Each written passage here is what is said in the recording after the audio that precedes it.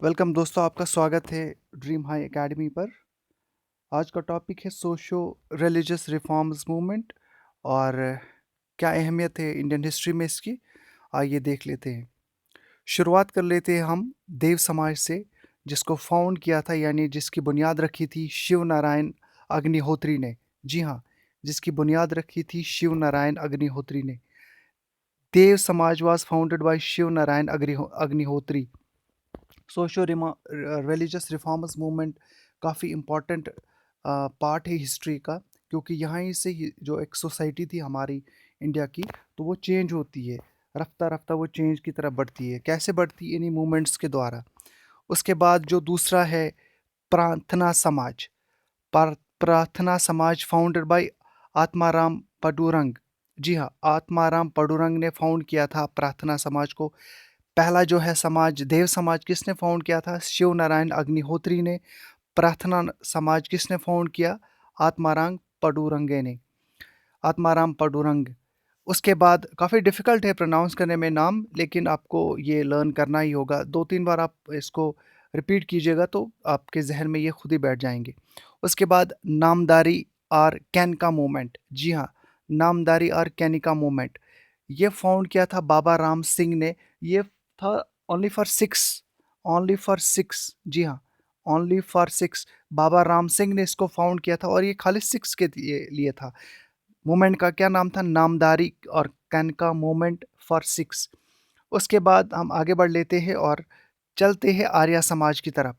आर्या समाज से क्वेश्चन ये मैं कह सकता हूँ कि चाहे वो एसएसबी का एग्ज़ाम हो, चाहे वो जेकेपीएससी का एग्ज़ाम हो, चाहे वो किसी भी लेवल का एग्ज़ाम हो, क्वेश्चन एक न एक पूछा जाता है। ये ज़रूरी नहीं है कि इसी साल पूछा जाएगा, लेकिन पूछे इससे हमेशा ही क्वेश्चन आते। Always asked, questioners are always asked from this portion, this one portion, जिसका नाम आर्या समाज है। अब ये इम्पोर्टेंट क्यों है? क्योंकि ये फाउंड किया था दयानंद सरस्वती ने। दयानंद सरस्वती ने, SARASWATI, यहाँ पे आई लगाना मैं भूल चुका हूँ। इसको किसने फाउंड किया था? इसकी बुनियाद किसने डाली थी? आर्य समाज की बुनियाद दयानंद सरस्वती ने डाली थी। और इसका मेन मकसद क्या था? एक स्लोगन इसने दिया था। इसकी वजह से ये फेमस रहा। एक स्लोगन की वजह से ये फेमस रहा। आप एक बार फिर देख लीजिएगा, go back to the Vedas. The slogan was given by Arya Samaj. और आर्य समाज को किसने फाउंड किया था? दयानंद सरस्वती ने। ऑब्वियसली दयानंद सरस्वती ने एक स्लोगन दिया था, go back to the Vedas. ये क्वेश्चन आप जाके पिछले प्रीवियस पेपर्स आप कहीं पे भी देखो, go back to the Vedas ये आता है। अब ये वेदास क्यों उन्होंने कहा था?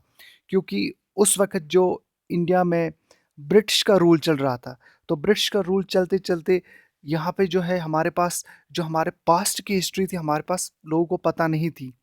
बिल्कुल पता नहीं थी कि हमारे पास्ट में ऐसा लग रहा था कि जैसे कि पहले मुगल्स ने रूल किया, उसके बाद फिर ब्रिटिशर्स आ गए। पहले दिल्ली सल्तनत ने रूल किया, फिर मुगल्स ने रूल किया। काफ़ी ज़्यादा रूल्स यहाँ पे ना बाहर के लोगों ने किया था।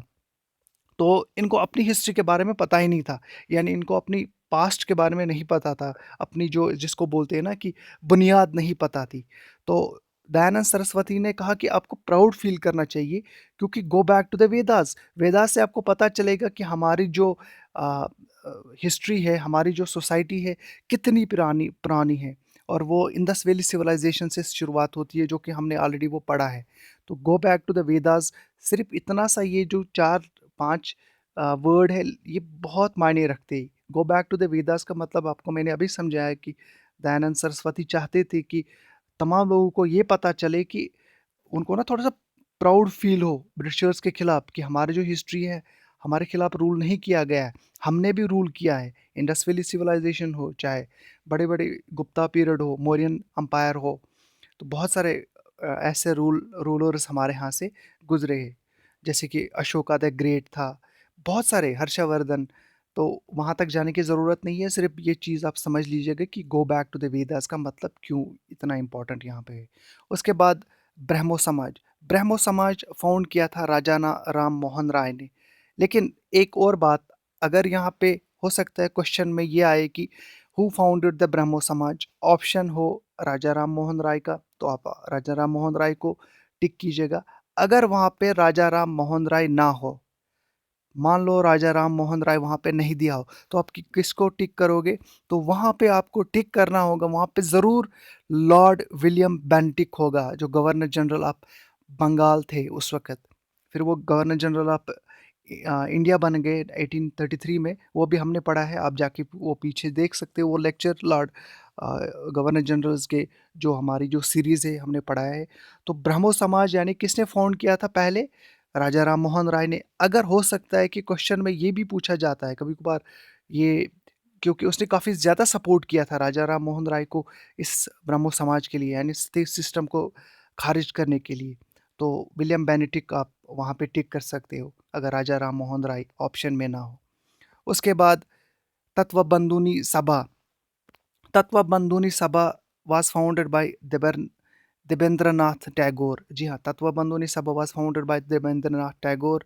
उसके बाद young Bengal movement. Young Bengal movement किसने फाउंड किया था? Louis Henry Louis Derozio. Henry Louis Derozio ने। Young Bengal movement was founded by Henry Louis DeRozai. Henry Louis DeRozai founded Young Bengal movement. उसके बाद रामाकृष्ण मिशन। रामाकृष्ण मिशन किसने फाउंड किया था? विवेकानंद ने। विवेकानंद ने। ओरिजिनल नेम क्या था? Narendranath Datta. Original name was Narendranath Dutta.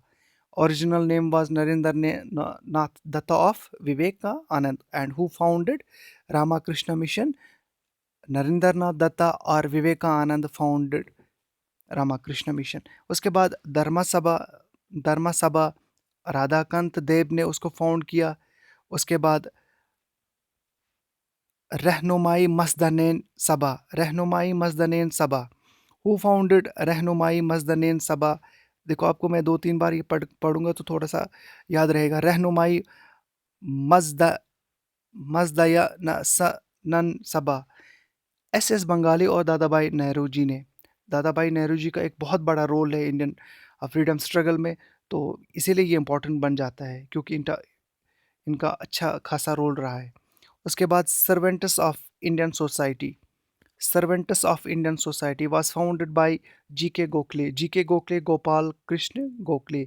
GK. Gokhale का नाम क्या था पूरा? Gopal Krishna Gokhale. And he founded servants of Indian society. यहाँ पे मैंने पिछला लेक्चर जो है वो लॉर्ड कर्जन और उसके बाद लॉर्ड मिंटो तक दिया था, क्योंकि मैंने सोचा कि पहले जो इम्पोर्टेंट है सोशल रिलीजियस रिफॉर्म्स मूवमेंट, वो आपके लिए इम्पोर्टेंट जो कंपोनेंट है वो लेके आया मैं पहले। उसके बाद हमारा जो फिर से जो एक सीक्वेंस के तहत हम लोग पढ़ रहे थे, आज हम पढ़ेंगे लॉर्ड हार्डिंग सेकंड। जी हाँ, लॉर्ड हार्डिंग सेकंड का दौर कब शुरू होता है? 1910 से लेके अब यहाँ पे 1910 से लेके 1916 तक। लेकिन क्या आपको पता है कि लॉर्ड हार्डिंग फर्स्ट का दौर कब शुरू होता था? जी हाँ, लॉर्ड हार्डिंग फर्स्ट का दौर शुरू होता था 1844 से लेके 1848 तक। जी हाँ, और इसी दौरान कश्मीर में डोगरा रूल्स शुरू हुआ, इसी लॉर्ड हार्डिंग फर्स्ट के दौर में। इसीलिए यहाँ पे मैंने सेकंड लिखा है, तो आप वो पीछे जाके देख सकते हैं वो वीडियोस गवर्नर जनरल्स में, तो आपको तो पता चलेगा और आपको ना क्रोनोलॉजिकल ऑर्डर में सब कुछ याद रहेगा। इनके दौर में क्या हुआ? इनके दौर में इन्होंने शिफ्ट किया कैपिटल को, जो कलकत्ता में थी, कहाँ तक शिफ्ट किया? दिल्ली में। Shifted capital from Calcutta to Delhi. ठीक है, अब यहाँ तक तो ठीक है। इससे यानी पता चलता है कि कैपिटल कहाँ पे थी ब्रिटिशर्स की? कलकत्ता में। और अब कहाँ पे है? दिल्ली में। ये किसने लाया? लॉर्ड हार्डिंग सेकंड ने। The Hindu Sabha, the Hindu Mahasabha was founded by Pandit Madan Mohan Malaviya. Pandit Madan Mohan Malaviya founded Hindu Mahasabha. जी हाँ, the Hindu Mahasabha was founded by Pandit Madan Mohan Malaviya. उसके बाद death of Gopal Krishna Gokhale in 1915। Gopal Krishna Gokhale जो कि उनकी डेथ होती है, कब होती है? 1915 में। उसके बाद 1913 में गदर पार्टी फाउंड की जाती है, और इस गदर पार्टी को कौन फाउंड करता है? आइए आगे देख लेते हैं। Ghadar party was founded by Lala Hardayal, Taraknath Das and Sohan Singh. जी हाँ, Ghadar party was founded by Lala Hardayal in 1913. Taraknath Das was also with him and Sohan Singh. These three founded Ghadar party. और गदर पार्टी का जो ऑफिस था, हेड क्वार्टर था, वो कहाँ पे था? गदर पार्टी का हेड क्वार्टर था सैन फ्रांसिस्को में। सैन फ्रांसिस्को में, यहाँ पे मैंने लिखा है सैन फ्रांसिस्को। ये क्या यहाँ पे मैंने लिखा है ऑलरेडी सैन फ्रांसिस्को, तो आप देख सकते हो सैन फ्रांसिस्को। हेड क्वार्टर कहाँ पे था गदर पार्टी का? San Francisco. उम्मीद करता हूँ कि आपको आज का लेक्चर पसंद आया होगा, और आगे हम अभी और भी लेक्चर्स लेके आएंगे हिस्ट्री के, और ज्योग्राफी का तो चल रहा है, उसके बाद रीजनिंग में। तो आप कंटिन्यू रखिए अपनी प्रिपरेशन, और हमें दीजिए इजाज़त। मिलते हैं अगले लेक्चर में।